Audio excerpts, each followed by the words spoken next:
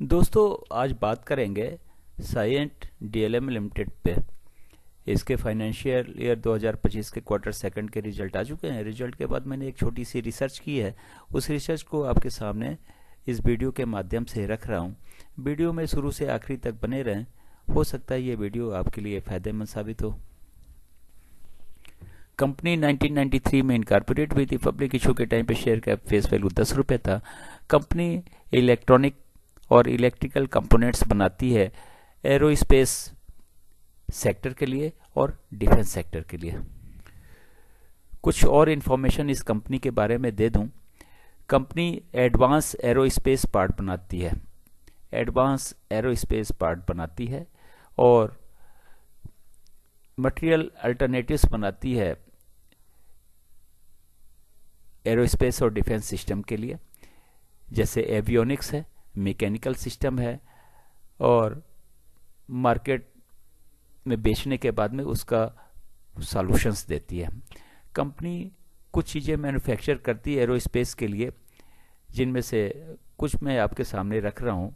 जैसे cockpit display unit बनाती है हवाई जहाज़ के लिए, फ्लाइट मैनेजमेंट सिस्टम बनाती है, सर्विलेंस रडार सिस्टम बनाती है, कम्युनिकेशन और नेविगेशन सिस्टम बनाती है, रडार सेंसर और आरएफ प्रोडक्ट बनाती है। तो ये इलेक्ट्रॉनिक और इलेक्ट्रिक कंपोनेंट्स हैं जो हवाई जहाज़ से संबंधित जो इंडस्ट्री है उसके लिए पार्ट्स हो गए।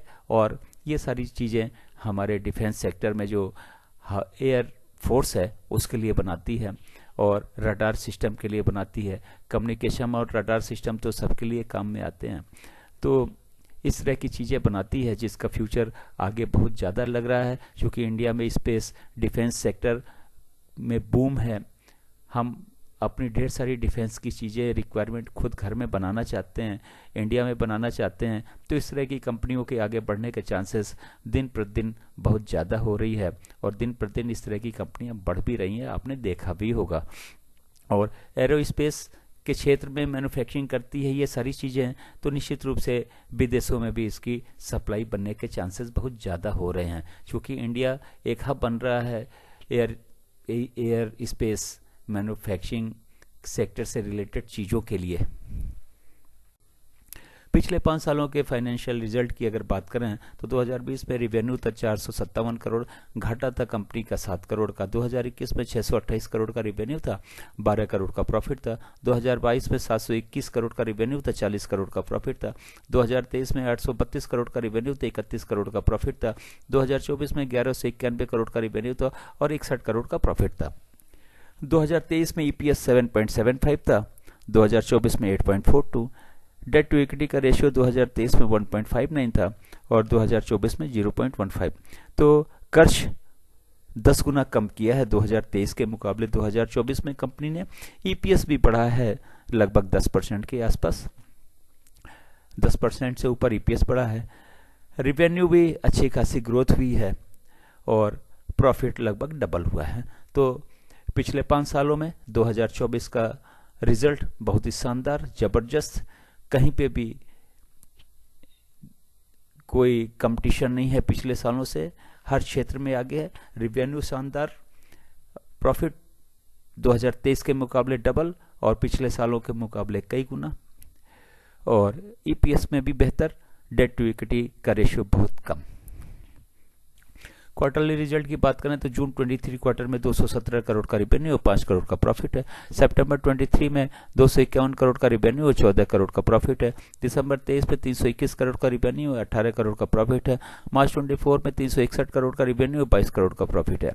जून 24 क्वार्टर में 258 करोड़ का रिवेन्यू है, 11 करोड़ का प्रॉफिट है। सितंबर 24 में 389 करोड़ का रिवेन्यू है और 16 करोड़ का प्रॉफिट है। जून 23 क्वार्टर को कंपेयर करते हैं जून 24 क्वार्टर से, तो जून 24 क्वार्टर में रिवेन्यू में अच्छी खासी ग्रोथ है और प्रॉफिट भी लगभग डबल है।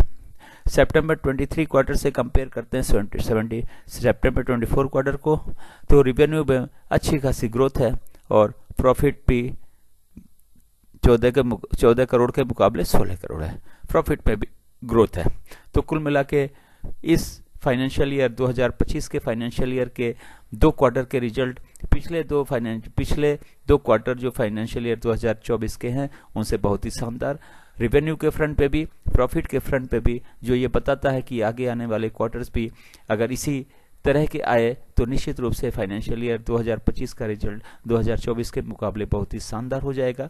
और रिवेन्यू के फ्रंट पे भी, प्रॉफिट के फ्रंट पे भी, और निश्चित रूप से ये रिजल्ट्स इस कंपनी के शेयर्स की वैल्यू को अनलॉक करेंगे, शेयर्स की वैल्यू को निश्चित रूप से बढ़ाएंगे।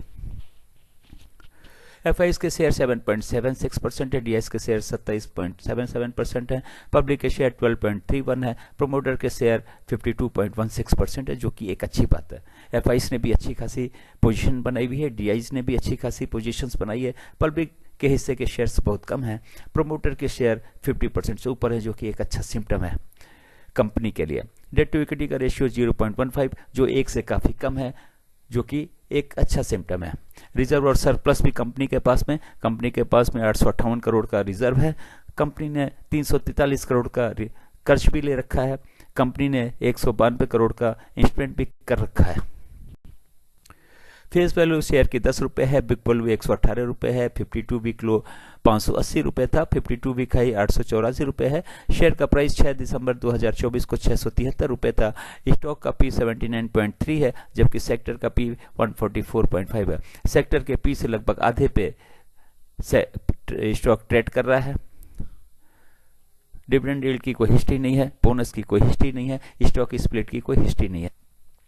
ब्रोकरेज हाउस ने अपने रिकमेंडेशंस दिए हुए हैं। KR चौकसी ने 23 अक्टूबर को शेयर का टारगेट प्राइस 842 रुपये रखा है। मोतीलाल ओसवाल ने रिकमेंडेशन की डेट 24/10/2024 को 870 रुपये टारगेट प्राइस रखा है। LP के रिसर्च ने जो 23 अक्टूबर 2024 को रिकमेंडेशन दी थी, उसमें टारगेट प्राइस शेयर का 851 रुपये रखा हुआ। कुल मिला के शेयर का टारगेट प्राइस 850 से 870 के बीच, जो कि अभी काफ़ी नीचे है। निश्चित रूप से ये रिजल्ट्स पिछले दो क्वार्टर के रिजल्ट्स इस शेयर के टारगेट प्राइस 850-870 के आसपास निश्चित रूप से लाएंगे, ऐसा ब्रोकरेज हाउसेस की रिकमेंडेशन कहती है। दोस्तों, एक ये छोटा सा रिसर्च था आपके रिसर्च को हेल्प करने के लिए। मेरे रिसर्च के बेस पे न तो इस शेयर को खरीदें न तो इस शेयर को बेचें। मेरे रिसर्च का हेल्प अपने रिसर्च के लिए करें। इसके बाद में आप अपने से भी रजिस्टर्ड फाइनेंशियल एडवाइजर से डिस्कस करके इस शेयर को खरीदें या बेचें। जहाँ तक मेरे रिसर्च का आउटकम है, फाइनेंशियली कंपनी बहुत स्ट्रांग है, कंपनी को आगे बढ़ने से कोई रोक नहीं सकता। जिस सेक्टर में कंपनी काम कर रही है उसमें इंडिया के डिफेंस, इंडिया के एरोस्पेस और विदेशों के एरोस्पेस से भी अच्छी खासी डिमांड और अच्छा खासा इनको ऑर्डर मिलने की पूरी संभावनाएं हैं। Company day by day grow कर रही है और इलेक्ट्रॉनिक्स और इलेक्ट्रिकल क्षेत्र की कंपनी है, डिफेंस क्षेत्र की कंपनी है, एरोस्पेस की कंपनी है। निश्चित रूप से आगे बढ़ेगी कंपनी और शेयर की वैल्यू हर साल अनलॉक होगी, हर रिजल्ट पे अनलॉक होगी, ऐसी मेरी आशा है। और ब्रोकरेज हाउस की रिकमेंडेशन भी इसी ओर इशारा करती है। जिनके पास में ये शेयर है, ये सालों साल इस शेयर को होल्ड करें, ये अपने पोर्टफोलियो का शेयर बना कर रखें। जिनके पास नहीं है निश्चित रूप से अभी एंट्री कर सकते हैं, लेकिन एक बार अपने एडवाइजर से डिस्कस करके। दोस्तों, मेरे चैनल सागा ऑफ लाइफ को ज्वाइन करने के लिए आपका बहुत बहुत स्वागत है। चैनल पर नए हो तो सब्सक्राइब करें, सब्सक्राइब कर रखा है तो बेल आइकन को ऑन कर दें ताकि अगला वीडियो जब मैं डालूं तो नोटिफिकेशन आपको मिल जाए और वीडियो देख के आप कुछ फायदा उठा सकें। Thank you so much.